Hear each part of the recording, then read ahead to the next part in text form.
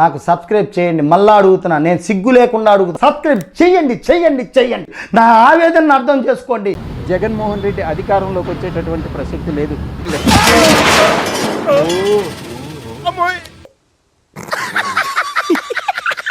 జగన్మోహన్ రెడ్డి గారు అధికారంలోకి వచ్చేటటువంటి ప్రసక్తి లేదు.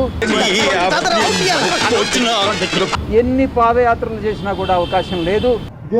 ఇది నేను చూడలే. కానీ జగన్మోహన్ రెడ్డి గారు నాకు ఇచ్చినటువంటి రివార్డ్ ఏందని అంటే, సుల్తాన్ బజార్ లో స్టీల్ సామాన్ అమ్ముకునే వాళ్ళ గెటప్ ఏంట్రా?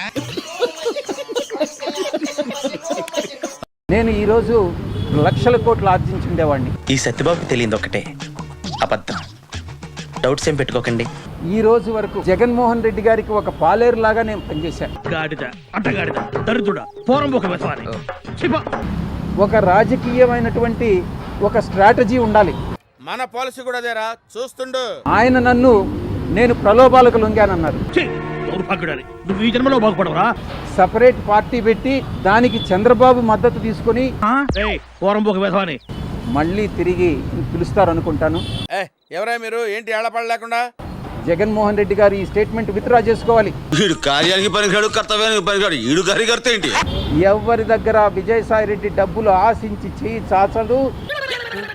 జోకులేస్తున్నావా? టిప్ప పగిలిపోద్ది. చంద్రబాబు నాయుడు గారు చేస్తున్నటువంటి ఈ హరాస్మెంట్ ఏదైతే ఉందో చూడక దండే సన్మానించుకోవాలని నువ్వు చేసిన ఏదో పనికి.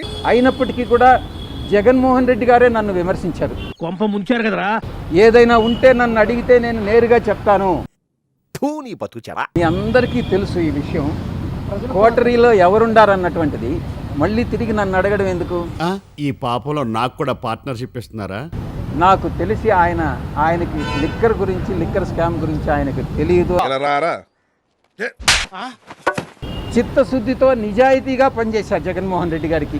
కానీ అదృష్టం బాగుండి విఐపి డ్రైవర్ వేసుకున్నాడు కాబట్టి తన శీలాన్ని రక్షించుకున్నాడు. ఒక పాలేరుగా పనిచేసినటువంటి నేను రిప్పుకుండా తెలుసు కానీ మరి ఇంత రిప్పుకుండా తెలియదు. జగన్మోహన్ రెడ్డి గారు ఈ స్టేట్మెంట్ విత్డ్రా చేసుకోవాలి.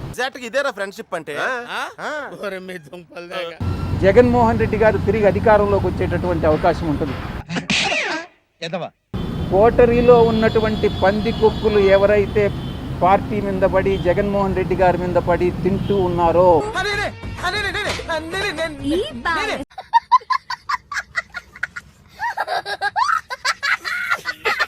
దాన్ని పంది కుక్కుల్లాగా తిన్నటువంటిదే ఈ కోటరీలో ఉన్నటువంటి కొంతమంది సభ్యులు.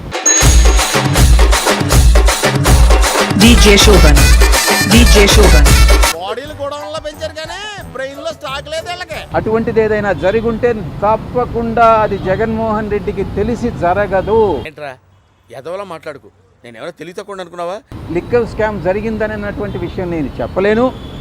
అది రాజీ కసిరెడ్డి ఒక్కడే చెప్పగలడు. ఆ పంది కుక్కులు ఎవరనేటటువంటిది మీ అందరికీ కూడా తెలుసు.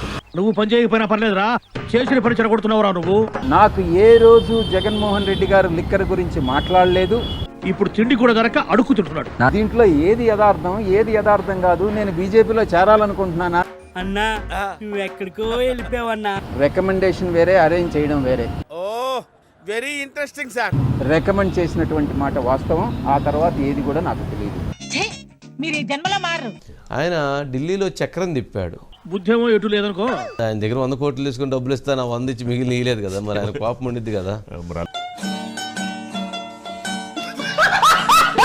నేనేం చెబుతా జగన్మోహన్ రెడ్డి గారు మళ్ళీ పిలుస్తారో, లేకపోతే నేనేం చెబుతా కొత్తగా ఇంకెవరైనా పిలుస్తారో అని మిథున్ రెడ్డి కంగారు ఉండిద్ది. ఖర్చు లేకుండా కాఫీ తాగుతాం, బిల్లు కట్టకుండా భోంచేద్దాం, సరేనా? చంద్రబాబు గారు అడ్డుకున్నారా లేకుంటే జగన్మోహన్ రెడ్డి గారు అడ్డుకున్నారా అన్నటువంటి విషయం నాకైతే తెలియదు. అయ్యో పాపం, మరి ఏం చేద్దాం అనుకుంటున్నారు? వైసీపీ వాళ్ళు ఇంకా కాలనికి 4 పేర్లు చెప్పేది పిలిపిస్తాడు. విజయసాయిరెడ్డి గారు అందరిని కంగారు పెడతారు కానీ ఈడీ విజయసాయిరెడ్డిని కంగారు పెడుతుందా ఏంటి? ఇలాంటి కేసు కోర్టుకు రావడం బహుశా భారతదేశ చరిత్రలో మొట్టమొదటిసారి కావచ్చు. అంటే ఒక రకంగా ఈయన అందరూ అడ్డం పెట్టుకొని మోసం చేశారనేది ఈయన అభిప్రాయం. మీ ఇద్దరిని కలిపి నేను ఎక్కుతా మరిగా. సోషల్ మీడియాలో ఏం జరుగుతుంది, ఏం పోస్టులు పెడుతున్నారు అన్నటువంటిది ఆయనకి తెలియదు. పని పాట లేకుండా తిరిగేవాడిని పోరంబోకు అంటారు. తిరిగి రాజకీయ రంగ ప్రవేశం చేయాలి.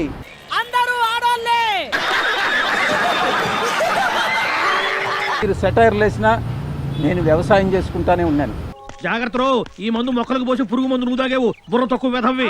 నేను వ్యవసాయదారుని ఈరోజు. లేచా గేదె దగ్గర పేడ తీసి వాటి కొంచెం మేతాయి. చంద్రబాబు నాయుడు గారు అడ్డుకుంటున్నారు, జగన్మోహన్ రెడ్డి గారు బీజేపీలో పానీకుండా అడ్డుకుంటున్నారు అని చంపేస్తా ఆపై. జగన్మోహన్ రెడ్డి గారిని అడిగినా కూడా తెలియదు, నన్ను అడిగినా కూడా తెలియదు. మనిషివి పెరిగావు కానీ బ్రెయిన్ పెరగలేదు. అధికారంలో కొనసాగుతారేమో కానీ లేకుంటే ఆయన అధికారంలోకి తిరిగి వచ్చేటటువంటి అవకాశమే లేదు. ఏంటో వీడిని మేపడానికి డబ్బులు ఎక్కడి నుంచి తీసుకురావాలో ఏమో. ఈ రోజు కూడా వాళ్ళు తింటూనే ఉన్నారు. పౌడర్ రాసుకొని ఎంత సంపాదించేస్తున్నారు. మిథున్ రెడ్డిని అడిగినా కూడా తెలియదు. కర్త కర్మ క్రియని మాత్రమే అడగాలి. అరే నా కొడక ఓసలి నా కొడక నీ బుద్ధి ఇప్పుడు తెలిసిందిరా. రాజ్ కసిరెడ్డిని అడిగితే సమాచారం దొరుకుతుందే గాని. తమ్ముడు నీకేదో కిరికిరి పంచాయతీ పెట్టాను సార్ కోరుకున్నట్టున్నది, అదేం జరగదు, నువ్వు దురాశ పడకు, ఊకోక. నేను బీజేపీలో చేరిపోతాను.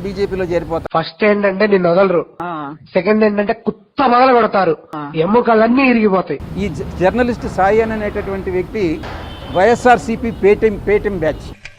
వీడు మంచిగానే నటిస్తూ మనకిందే కోతులు తవ్వుతాడే. ఆయన్ని తెలుగు మీడియమా? అప్పుడప్పుడు నేను గమ్ముగా ఉండలేను కాబట్టి నిన్ను నమ్ముకున్నందుకు పెద్ద బొక్క. ఆయనకి ఎవరు చెప్పారో నాకైతే తెలియదు. అయినా అసలు ఏం చూసాను కానీ తప్పించారయ్యా? నేను 1 సంవత్సర కాలం దూరంగా ఉండదలుచుకున్నాను. చూద్దాం ఏం జరుగుతుందన్నటువంటిది. డబ్బులు ఇచ్చి తోలుకొచ్చినప్పుడు కొంచెం మంచోళ్ళని తేవచ్చు కదా. ఆయన్ని మిస్గైడ్ చేస్తా ఉన్నారు. ఈ వయసులో నువ్వు ఉండి మాత్రం చేసేదేముంది? టీడీపీ ప్రభుత్వం అధ్వానంగా ఉంది. అప్పుడు దానం చేసిన చేతులతోనే ఇప్పుడు అడుక్కు తింటున్నాడు. ఆయన తెలియకుండానే ఇవన్నీ కూడా జరుగుతా ఉన్నాయి. మొత్తం లాగేశారు కదా, ఏమీ లేదు అక్కడ. కర్త కర్మ క్రియ రాజ్ కసిరెడ్డి అని. అరే బతుకున్న వాళ్ళ గొయ్యి కప్పి గొయ్యి తీసే పాటే నా కొడుకురా నువ్వు. ఆ వ్యతిరేకంగా మాట్లాడినప్పుడు వైఎస్ఆర్సీపీ వాళ్ళు చప్పట్లు కొడతారు. ఈ మనిషి ఎలా మాట్లాడుతున్నాడు అసలు? ఈ మనిషికి బుద్ధి ఉందా అధ్యక్ష? మధ్య మార్గంగా నేను ఒక దారిని ఎంచుకోదలుచుకున్నా. నా దారే నేను రహదారిగా చేసుకుంటా. జనానికి మామిడికాయలు ఆశ చూపించే పనసకాయలు ఎత్తుకెళ్లే రకం. మరి ఇలాంటి ఇంట్రెస్టింగ్ అప్డేట్స్ కోసం షేర్ చేయండి, లైక్ చేయండి, సబ్స్క్రైబ్ చేసుకోండి. ఫైనల్ గా గంట కొట్టడం మాత్రం మర్చిపోగా.